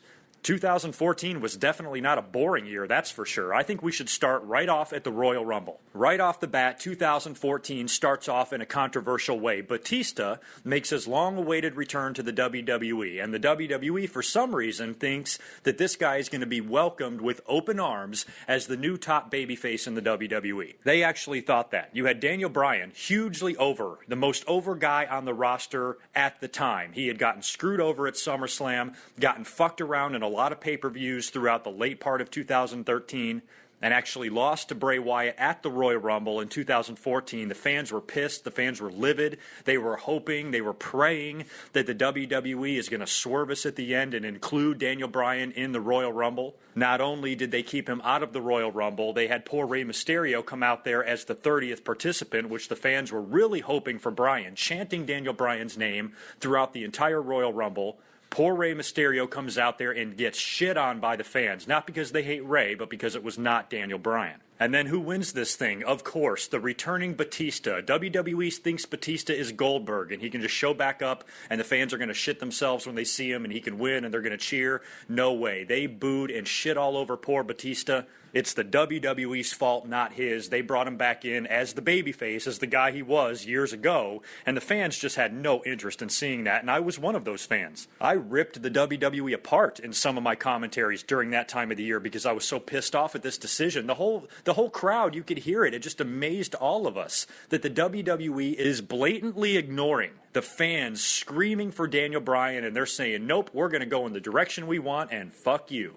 Poor Batista turned out to be the casualty. Here he is, supposed to be this babyface, and the fans don't give a fuck. So at least the WWE turned him heel, which Batista is a much better heel than he is a face anyway. But the plan still was for Batista to go to WrestleMania. This pissed off not only the fans, but it also pissed off CM Punk, because the night after the Royal Rumble, he walked out on the WWE and pulled a Stone Cold. He would stay silent for nearly 10 months until we finally heard from him during Thanksgiving over on Colt Cabana's podcast, where he aired all of his dirty laundry towards the WWE, gave his version of the story. He trashed a lot of people. He trashed the company. He exposed the company in a lot of ways. I think a lot of what he said was awesome, and then a lot of what he said, maybe he should have kept his mouth shut. But all in all, I think it's cool that somebody out there exists. I've said this a million times. I just did a commentary on CM Punk's podcast just a couple of months ago. You can go listen to my comments on that if you want to hear the whole thing. But I think it's cool that somebody out there exists like CM Punk that's not pussy whipped by the WWE and will go on record and say, fuck you guys, you fucked with me, you screwed me over, you pissed me off in so many different witch fucking ways, I can't stand it anymore, your company's full of shit, and I'm going to tell the world about it. He took them to court and got a big settlement, even got them to throw out the no-compete clause, and now he's working for UFC. Fucking amazing. Can you believe that? Who would have thought that CM Punk would be in the Royal Rumble as a legitimate contender to win the whole thing and go to the UFC just a mere 10 months later? It's amazing, how rapidly things can change in the course of a year. The CM Punk story has been huge all year. CM Punk's name has been chanted on basically every single WWE TV show since the day he left. He's the first guy to really stick it to the WWE since back in the day, since back in the WCW war when WWE guys would leave and go over there and take their names and gimmicks with them. CM Punk is the first guy and probably the only guy in the modern era that's actually been able to do that. He owns his name. For a WWE guy that was a main roster member like that, for you to own your gimmick is incredibly rare, and CM Punk should consider himself lucky. He got to do some things that no other wrestlers have had opportunities to do, and now he's going off and trying his hand at MMA, and we'll see in 2015. When I do this same commentary next year, I do a 2015 year in review, CM Punk will have already had his first fight, so it'll be really interesting to see how CM Punk fares in MMA, and we're going to find that out in 2015. While we're on the subject of podcasts, I know I'm going to be jumping around the year here, but CM Punk, of course, aired his feelings about the WWE and told his side of the story. WWE then counters that with Vince McMahon coming on Stone Cold's podcast, which actually I think was announced before CM Punk's. But then CM Punk came out and said what he said, forcing the Vince McMahon podcast now to discuss CM Punk. So it's awesome the way everything worked out. We all know how successful Stone Cold's podcast is, and WWE invited him to do a show on the WWE Network where he was going to be bringing in Vince McMahon. And the word on the street was that he was told to ask anything he wanted, and he did ask about CM Punk. And it was cool to hear some of Vince McMahon's rebuttal to CM Punk's, comments and things like that. So this little war that the two sides have going on, I think Vince tried to keep it a little bit more respectful, saying that he'd be willing to do business with Punk in the future, where Punk is basically like, fuck them, I don't ever want to see him again. So some of that real-life backstage drama that we got in the CM Punk and WWE situation is not something that we've really gotten very much of in recent years, and it's very juicy. And as wrestling fans, we love that shit. We love that sort of gossip. That's why when Colt Cabana had CM Punk on his podcast, it broke the fucking internet, because all of the fans were dying to know what the fuck the story was. We're more interested in that than we are what we see on TV, and it's that sort of, it's that gossip, it's all that shit that we just love to hear about, and CM Punk came out and told us everything. So CM Punk walking out on the WWE, keeping his mouth shut for 10 months, taking them to court, having lawsuits with them, and then going on a podcast, on his friend's podcast, and telling the whole story about what went on, and then signing with UFC just a couple of weeks later, CM Punk is one of the biggest stories of the year. And as one man leaves the company, another one returns. Hulk Hogan, we saw the return of him this year, which is unbelievable. He had been over in TNA for the previous, 4 years, bled them dry of all their fucking money. Now he's done with them, and WWE, surprisingly, to my surprise, was like, yeah, fuck it, let's bring him back in. Now, I actually said last year, I've never been a Hogan fan, you guys know that. I've actually ranted pretty hard on that guy in previous years. That's all over with and done as well. Just like the John Cena shit is done, no more crap like that. I'm not going to give him any shit anymore. Yes, Hogan has disappointed me in a lot of ways, but like it or not, he's the biggest star that's ever lived in the history of pro wrestling, and he deserved and needed to be at WrestleMania 30, and I'm glad they brought him back in. When he came back in and was announced to be the host of WrestleMania, and then that opening segment at WrestleMania 30, I mean, that was one of the biggest boner moments I've ever had as a wrestling mark, seeing Stone Cold Steve Austin and The Rock and Hulk Hogan all in the ring on the 30th anniversary of the biggest show in WWE's history, toasting beers with each other. I mean, I didn't know whether I should clap or jerk off. It was so awesome to see that. I just loved that opening segment at WrestleMania, and you could tell it was happening too. Hogan came out there first, botched his fucking promo, and you're like, oh God, this WrestleMania is going down the shitter fast. And then when Austin's music hit, you're like, holy crap, an epic showdown between Austin and Hogan, something we've all wanted to see for so many years, and they're going to stare each other down at WrestleMania 30. And then you thought to yourself, wait a minute, The Rock is there. He was tweeting shit and all of that, and, and it became obvious. I'm like, shit, The Rock's next. His music's going to hit next, and he's going to come out there, and they're going to have a fucking three-way. That's just something, as a wrestling fan like me, you love to see that, because how many more chances are you going to get to ever see something like that? Would you have ever thought you would see Rock, Austin, and Hogan in the same ring at the same time, ever? I never thought we would. I never thought Austin liked Hogan, and vice versa. It seems like they've always had heat. Rock and Austin are buddies. It's not surprising to see them two out there, but to have Hogan thrown in the mix and to have arguably the three biggest stars, I really think that's truly the case. Those are the three biggest money-making draws in the history of pro wrestling, those three guys. Luckily, they're all still alive. And they're in the ring toasting beers together. It was just a fucking awesome moment. My highlight, I think, of 2014. And there was a lot of highlights, but that was one of them. That was the one that put the biggest smile on my face. It was just to see that happen. It was pretty amazing.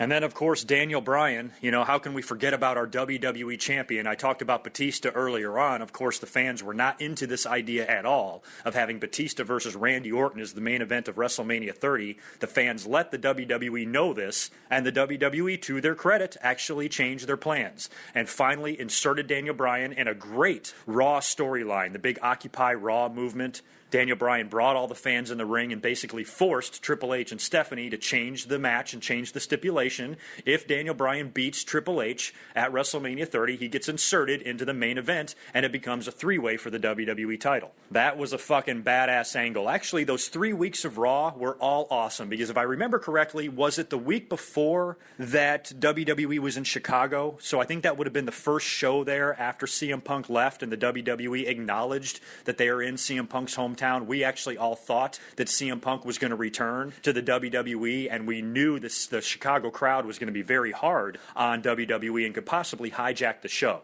And the WWE played them brilliantly. One of my favorite Raws. They strung those fans along to where they didn't really allow them to sabotage the show, because they made them think that CM Punk was going to actually show up maybe in the main event. And what did they do? They beat the fuck out of Daniel Bryan instead. Or at least I think that's what happened. They did something in the main event that just completely swerved everybody, and it was so fucking beautiful. WWE won that round with the Chicago fans. And then I think it was the next week is when they came out and did the whole Occupy Raw movement where Daniel Bryan got his title shot. I thought they would save something that big for the Chicago crowd just to chill them out. You figured if CM Punk's not going to be on the show, they're going to be pissed. But if you put Daniel Bryan into the main event at WrestleMania 30, that might calm them down a bit and chill them out. And it was almost like the WWE didn't want to give the fans that. It's almost like they were bitter towards Chicago, one of the greatest WWE towns there is. And they put that show on, and then the next week, they give that Raw crowd the moment where Daniel Bryan gets himself into the main event.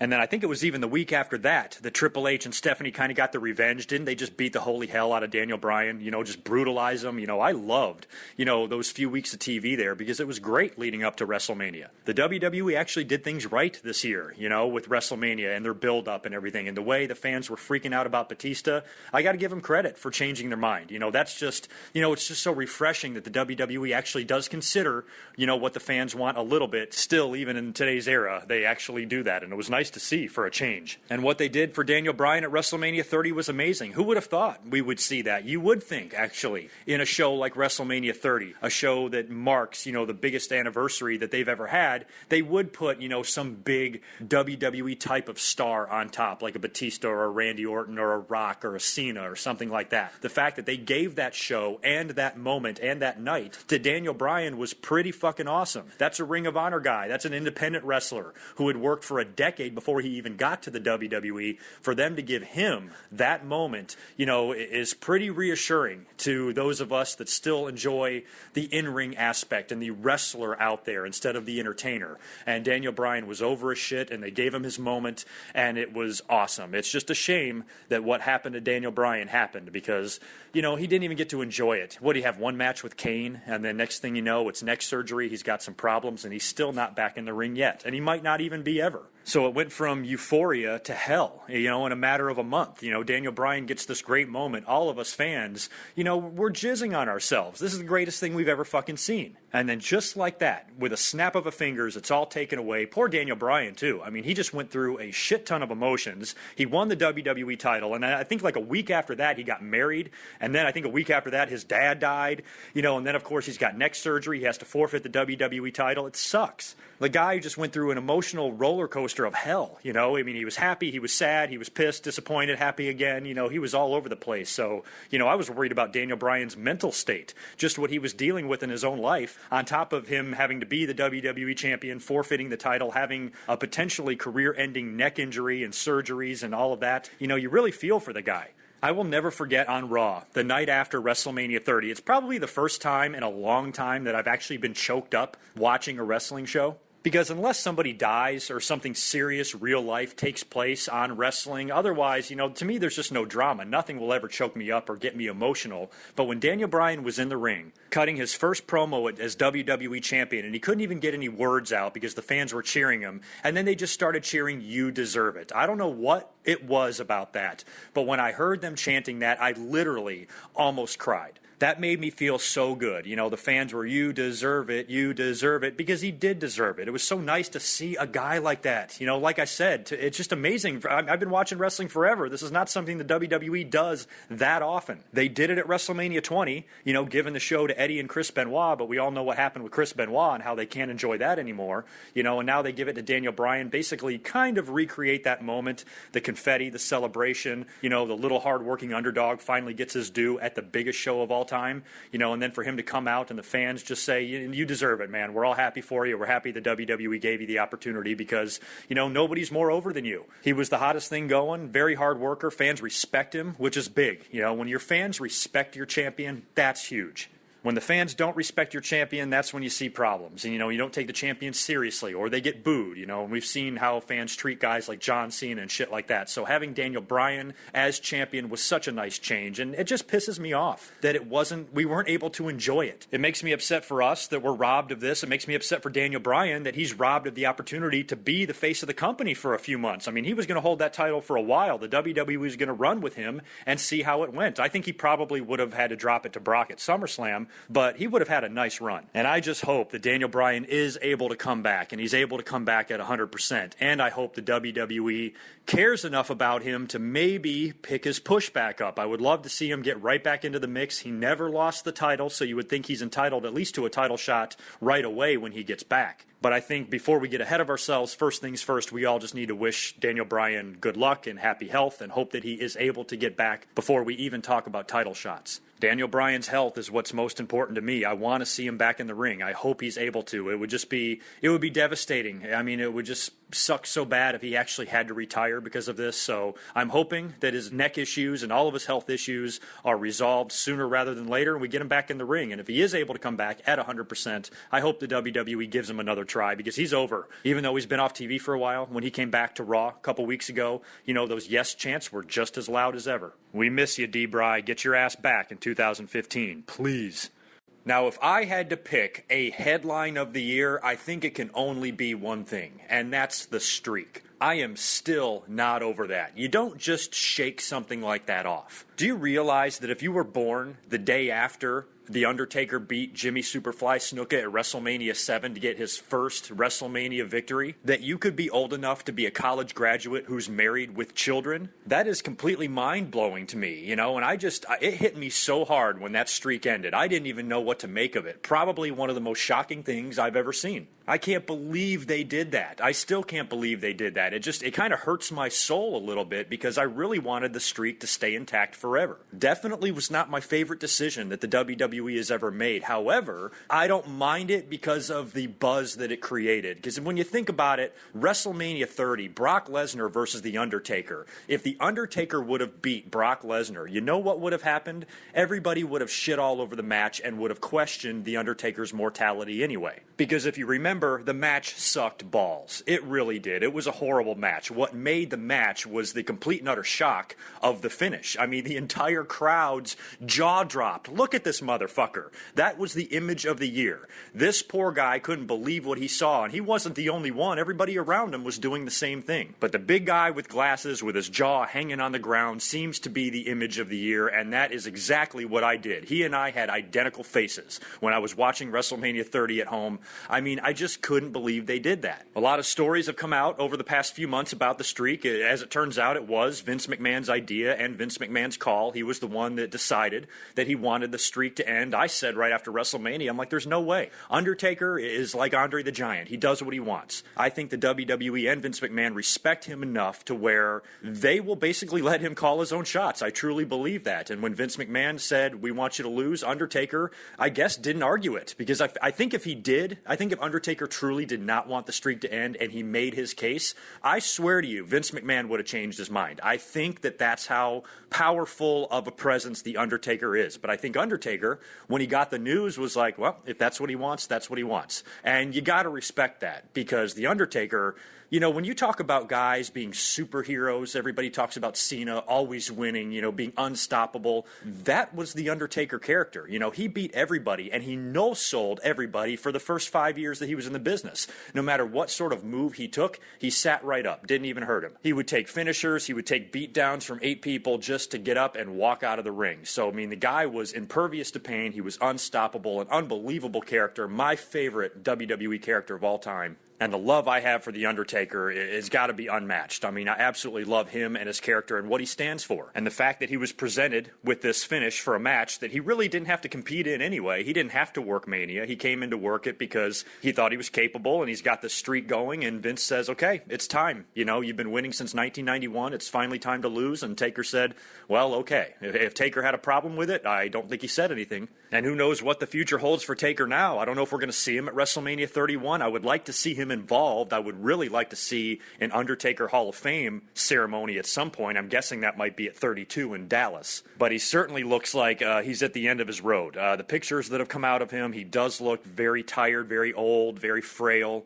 and he just looks like he's in rough shape. And I don't want the Undertaker to come out there and try to kill himself every year just to perform. You don't have to perform for us. We love you. You got nothing to prove to us. If you never wrestle again, your legacy will still mean just as much to me as it ever did, regardless of whether or not you lost to Brock. So it's going to be interesting. All I ask, though, out of the WWE is that after you give us a character like The Undertaker, a legacy like that, he has to have some sort of a send-off. I'm talking like a Ric Flair or larger type of send-off from the WWE. That's what he deserves. That's what all the fans deserve. So whatever they decide to do, I hope Undertaker can come back in, you know, one more time, maybe have one more match and win, you know, do the Hall of Fame, and then finally be done. Because I'm kind of tired of the rumors and the speculation every year around WrestleMania time. Is Taker going to work? Who's he going to work with? I think it's got to the point where Undertaker doesn't need to work with anybody. He needs to ride off in the sunset and, end his career, because he's had a great one. Probably one of the best careers ever, in the history of wrestling, if not the best. Now, if the emotion of WrestleMania 30 wasn't enough with Daniel Bryan's title victory and the 3 biggest icons in the history of wrestling opening up the show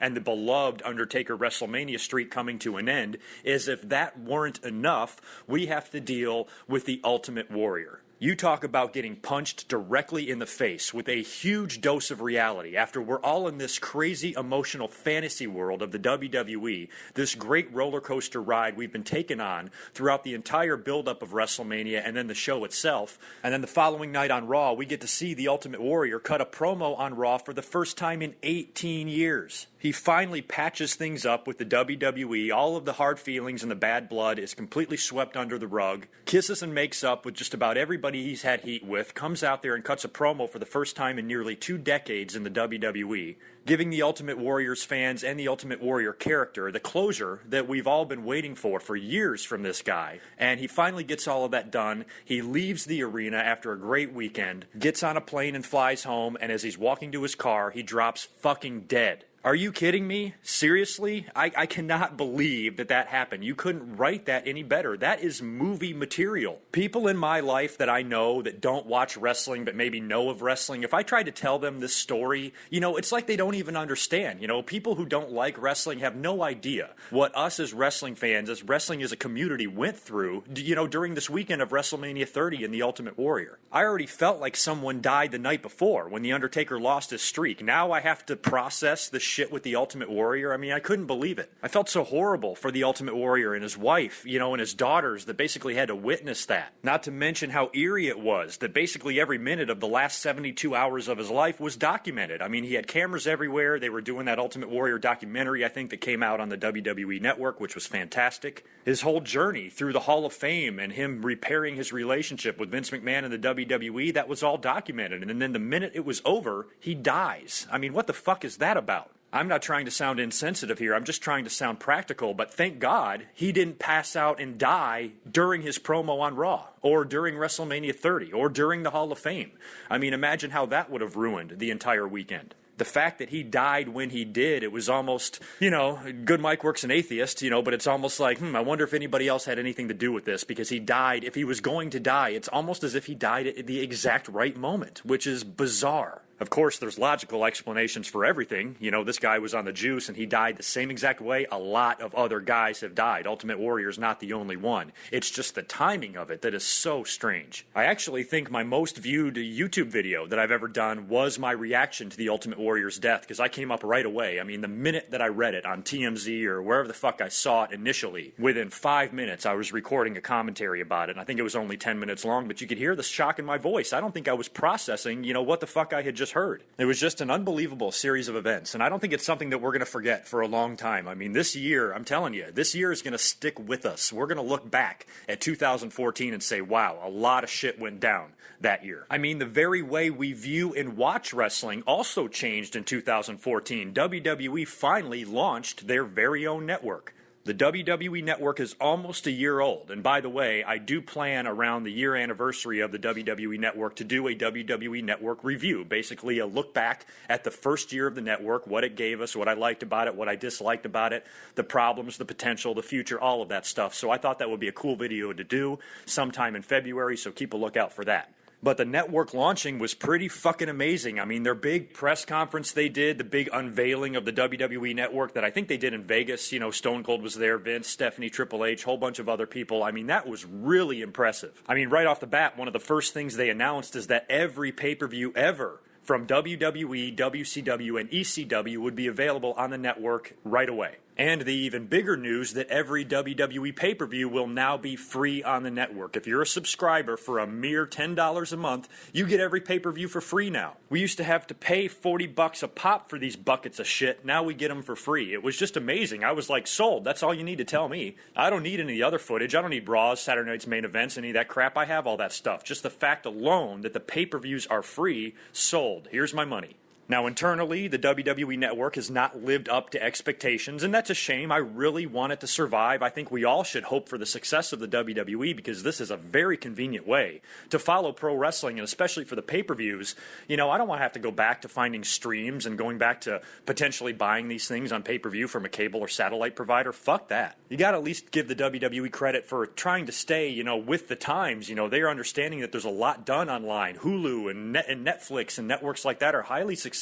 It would only make sense for the WWE to attempt something like this, especially the fact that they have billions of hours of content that they could potentially release, as an on-demand library through this thing. So I was on board right from the get-go. I hope the WWE Network is a success because I enjoy having it. It would be really cool if we could get to the point where Raw and SmackDown were also on the network, but I don't think we'll get to that point. WWE still depends on TV deals and shit like that, but, having the network available and having the pay-per-views available on there and everything everything else they do, I think has been awesome. I think they've done a great job with the network. Any technical difficulties that some people have experienced, I myself personally have not experienced one single problem with the WWE network at all. I mean, aside from the few obvious things that we all deal with on any website, sometimes, the fast forwarding isn't working so well. Maybe it buffers a few extra seconds, or I have to reload a page here or there sometimes. But for the most part, it's never crashed on me. I've never missed out on a pay-per-view. Anytime I am watching something, if anything does stall or stop, I can easily fix it with a couple of clicks. So any problems there have been minor, at least on my end. I know some people out there have experienced a few other problems, but I guess I've been lucky, and the WWE network has been nothing but convenient for me, and I love the fucking thing. And if this network does become successful, and it does become, WWE's primary way of distributing content to their fans, I think it could be a huge part of WWE's future. We really are changing the way we do everything.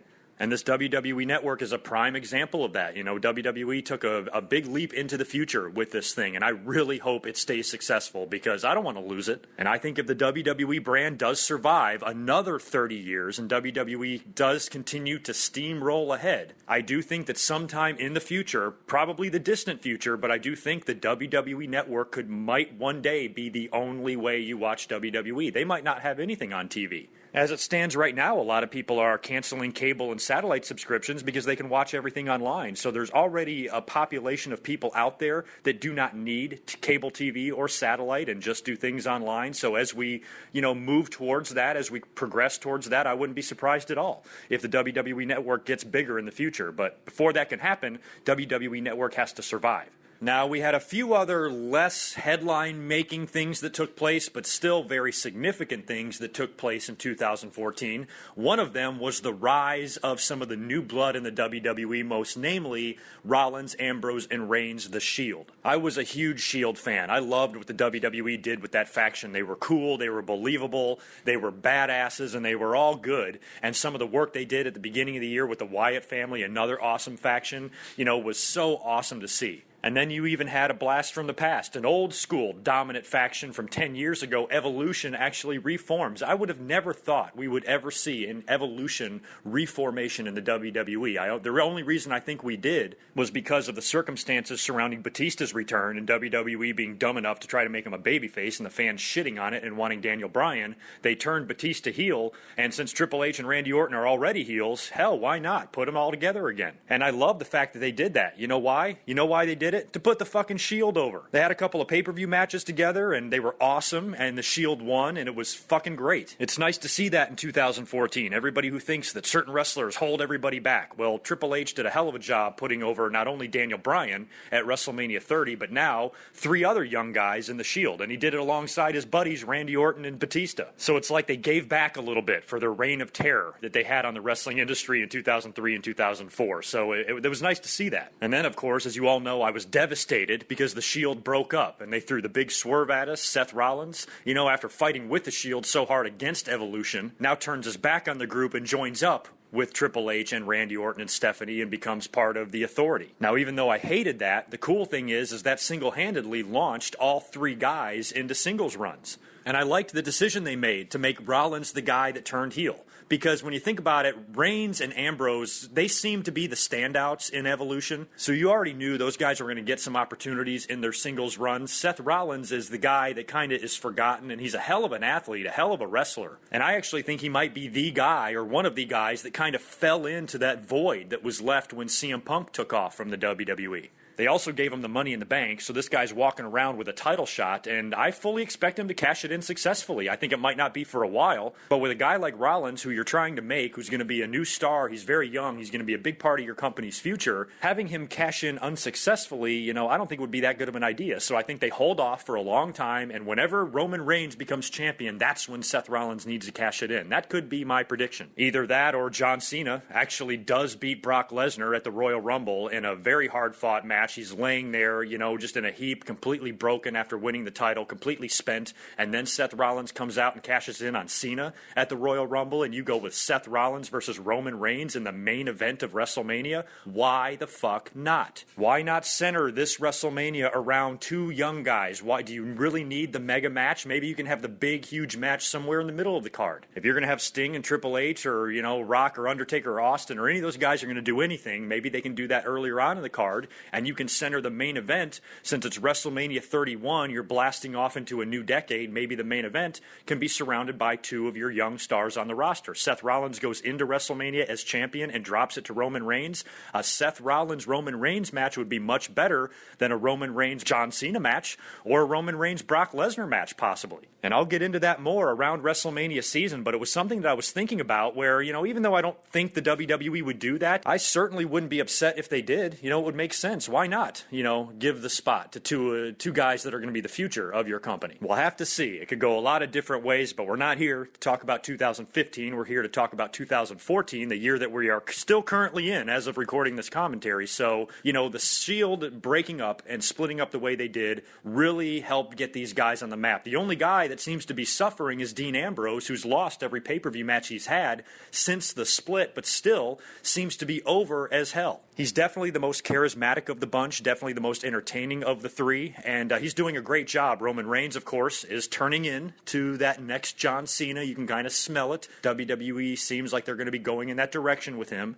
And, of course, Seth Rollins, we all love what he's been doing, especially in the ring. So the Shield and the careers of Ambrose, Rollins, and Reigns really got on the map in 2014, and I wish them all the best. And one day, damn it, Good Mike Work needs a mark-out moment. Please reunite the Shield sometime in the future, even if it's 2 years from now. Bring them back together at some point. They've got to do it, and when they do it, we're all going to shit ourselves. Now, wait a minute. At the beginning of this commentary, didn't I say I wasn't going to talk about John Cena anymore? And then I realized, holy shit, I haven't talked about what he did in 2014 yet, have I? But no big deal. We'll keep this short and sweet, no defending involved. But of course, John Cena won the WWE title at the Money in the Bank after Daniel Bryan had to forfeit the title. And the news had kind of gotten leaked that Brock Lesnar was going to be getting a title shot at SummerSlam. And Brock had already announced earlier on in the year that he wanted a title shot. So you knew that was coming at some point. And as soon as John Cena was announced that he was going to be a participant in the Money in the Bank match to determine the new champion, that was it right there. I mean, he was almost a guaranteed winner because you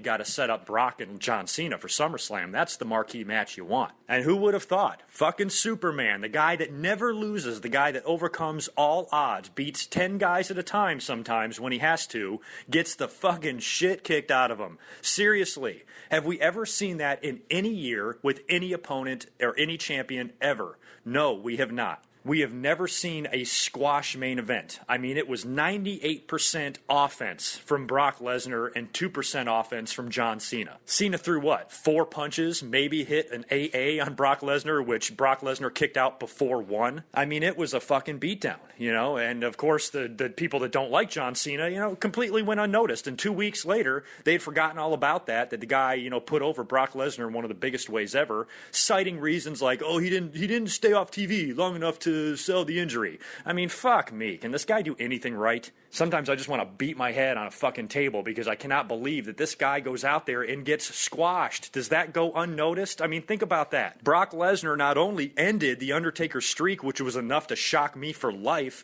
then he goes out there in a match with John Cena that you kind of expected him to win. I predicted Brock Lesnar all along to beat John Cena. What I did not predict was for Brock Lesnar to rape John Cena. And I think because of the circumstances around John Cena and the fact that he was right back on TV winning matches and the fact that Brock Lesnar was no longer on TV, people kind of forget how significant that was. When you look back at that SummerSlam main event, that's something that honestly none of us saw coming. And it was something that's never happened in the history of WWE pay-per-view. Think about that. In the history, every fucking pay-per-view. Think of how many pay-per-views there are. There are hundreds. We have never seen a main event title match. Forget about shit that happens in the middle of the card and stuff like that. I'm not talking about Diesel and Bob Backlund in Madison Square Garden. I'm talking about pay-per-view main events that you pay money for We saw the absolute destruction of the WWE's poster boy. And like I talked about earlier, think about who the WWE's audience is. Kids. Think about how many people you were in the Staples Center that day wearing their John Cena headbands and wristbands and t-shirts and dog tags and all that other dumb shit he has. Think about all those kids walking out of there probably with tears in their eyes. They didn't know what the fuck happened. I mean, imagine a movie where the bad guy wins in the first 10 minutes of the movie and then it's over. It's just not something that you expected. And to me, that was huge. Not only was it huge just to see a squash main event at a major pay-per-view, but it was also huge because of what Brock Lesnar was doing. Not only did he end the streak and bury The Undertaker, now he buried John Cena. I mean, that's fucking amazing. I mean, what a year. That's why I've always said I kind of hope Brock Lesnar just holds the belt until WrestleMania 31. You don't do all this shit with him just to have him drop it again to Cena at the Royal Rumble. That wouldn't make any fucking sense. At this point, he needs to hold it, to drop it, to do whatever they need to do. It seemed like it was their plan from day one. I don't see any reason to change the course now, especially when we're this close to WrestleMania. Now, the last two things I want to talk about are two guys that might be on a collision course for WrestleMania 31. Number one is Triple H and the work he has done with NXT. This was a great year for NXT.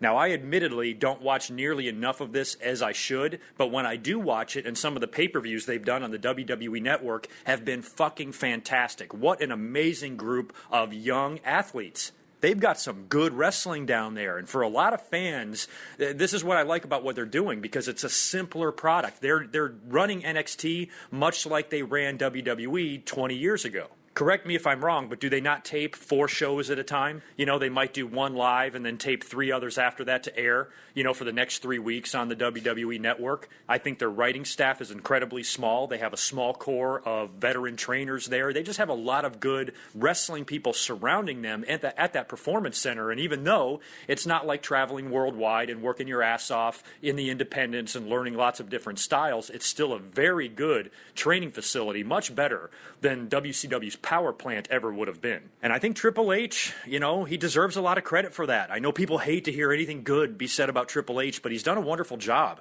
And think about who they signed this year. They got Kevin Owens and Hideo Itami and Finn Balor. You guys all know what they have done, on the international and independent level. Those guys are huge stars and very good workers, and to have those guys there and getting their opportunity in the WWE and to go to the big stage, you can only be happy for them. And it's also nice because WWE feeds us such garbage sometimes on Monday nights with the 30-minute long promos and 3 hours full of crap. Those of us that thirst for good wrestling, you're really not getting that a lot on Raws and SmackDowns. You get 1 or 2 matches, that are very good, but for the most part, it's just a fucking snooze fest. So the fact that NXT is so focused on the in-ring development of these guys and they have a lot less of the hokey bullshit and a lot less of the interviews, you can just really watch these guys develop right before your very eyes. They're learning how to cut promos, they're learning how to do entrances, how to work in the ring WWE style, how to deal with a live TV environment. They're getting all of that training there, and the matches are just unbelievable. If you're like me, and I'm sure like a lot of you out there as well that are so sick and tired of some of the shit we get on Raw and SmackDown, if you need that fix,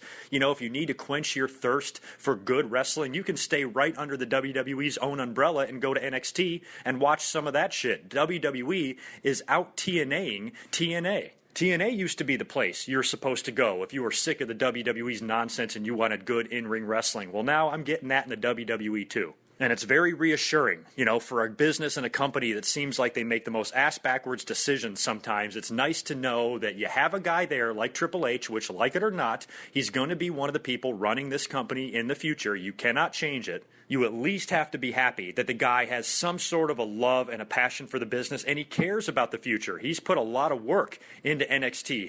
His fingerprints are all over that. I think it's something he truly enjoys, mentoring guys and being a leader for them and helping teach them, and he's always down there doing something. I love that picture, of the 4 guys that you're looking at now, doing the click sign. Hanging out with Triple H in the ring there in NXT, that's fucking great. Triple H by no means is perfect, but you got to at least appreciate that he actually cares. At least you got a guy that cares, not a guy that's just fucking Stephanie and doesn't give a fuck what happens to the WWE. Triple H legitimately cares about the wrestling business, and for nothing else, you have to respect him for that. He's spent a lot of time this year, if you notice, helping young guys with those young kids at NXT. And now what is he doing currently? He might be putting over the one guy that never came into the WWE ever. And that, of course, is Sting. And that's the final thing I'm going to talk about. You know, Sting's in his 50s now. You know, to me, the boat was long missed on Sting coming to the WWE. But I have to admit, when I saw him at Survivor Series and he came out, I marked out. It's just so cool to see Sting in a WWE ring. We've never seen that ever. WWE gave us yet something else this year that we have never seen. The headlines, I'm telling you, in 2014 were just mind-blowing. I didn't think we'd ever see Sting in the WWE. Yes, I feel like it's 20 years too late, but at least he's there, at least he's still doing something,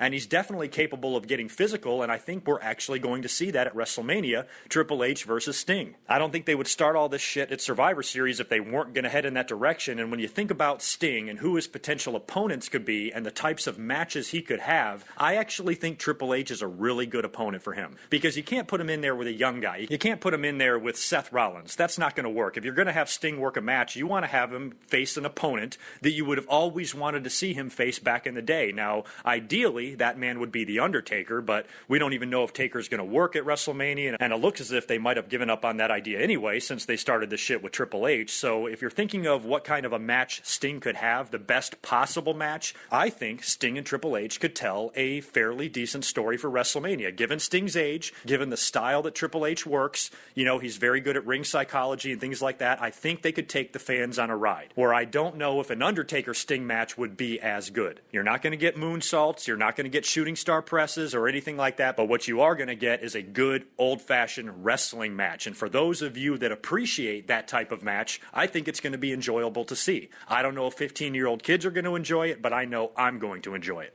And it's just so good to see Sting in the WWE. I mean, this is an icon. This is a guy that is almost on the level of some of the major wrestling stars in the history of the business, and he never worked for Vince. That's unbelievable. You got to give Sting credit for that. I kind of disagree with Sting never coming to the WWE years before when he had the chance, because his reasoning seemed really stupid, especially when he just got done working for a company that 90% of the time seemed like they had their fucking heads up their asses. Why would you not want to come work for Vince? He can make you some real money. But regardless of whether or not I agree with Sting not wanting to come into the WWE, you got to give him credit for standing his ground. I mean, he stuck to his guns. No, he just didn't want to go work there. Whatever his reasons were, they were his reasons, and he remained true to that, you know. And then finally, you know, here we are in 2014, and finally it looks like he's coming in. They made the announcement earlier on in the year that he was going to be doing some shit with the video game. I think he did an interview on the WWE Network right after The Ultimate Warrior had passed away. He also showed up at Comic-Con, I think, over the summer. So Sting was around. You knew he was going to be there. But when he finally showed up at Survivor Series and confronted Triple H and helped,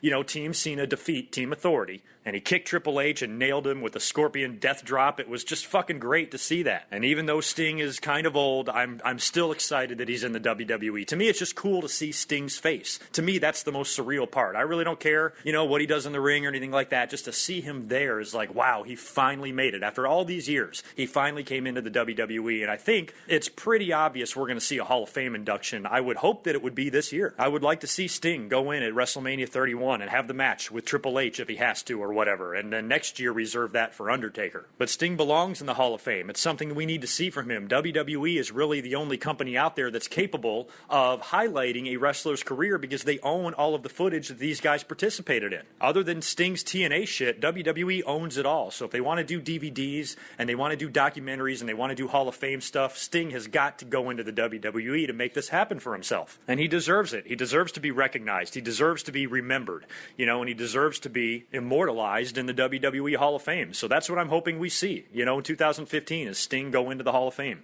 Combine that with a WrestleMania match and a DVD, and you've got a happy camper in Good Mic Work. So Sting, welcome to the WWE. I'm glad you're here, buddy, after all this time, and good luck with whatever you do with Vince in the future. So I don't know about you guys, but I truly feel when we look back at 2014, it's really going to stand out as one of the most significant years in WWE history. There were times this year where I was questioning if WWE had ever been worse. What they were doing was so bad. In the beginning of the year and in the late part of the year, I was wondering, can it even get any worse? But at the end of the day, when you look at what type of a year we had, there was a hell of a lot of good to go along with all of this bad. And everything I outlined with Daniel Bryan and the Ultimate Warrior and the Undertaker's streak and the WWE Network and Hulk Hogan and the Shield and Brock Lesnar and John Cena getting squashed and Sting coming into the WWE and all of this other shit, I'm willing to let go some of this dumb crap that WWE did. This is the nature of the beast now. The WWE is the type of company that's not going to be doing things the way they did 25 years ago, and a lot of what they do, it's just this silly little fucking circus show, So we just have to hope that we can still get some things that us true wrestling fans can enjoy, and I think 2014 gave us a ton of that. We're going to have stupid stuff on every Raw. WWE is not going to get any better in 2015. As a matter of fact, expect it to get worse. And it really seemed like all year long when I was doing my commentaries, I was talking about one major thing after another. So at least we can look back at 2014 and say, wow, it sure as hell was a memorable year. I hope all of you had a great 2014. Thank you again for all of the support you've shown me throughout this year. Hopefully we can continue that trend in 2015 and have just as good a time as we did in 2014. I want to wish each and every one of you a very safe and happy and healthy new year. I will catch you again on January 4th, and I have really enjoyed the road we have taken to get to this point in 2015. Wait a minute, roads? Where we're going, we don't need roads. Until 2015, peace.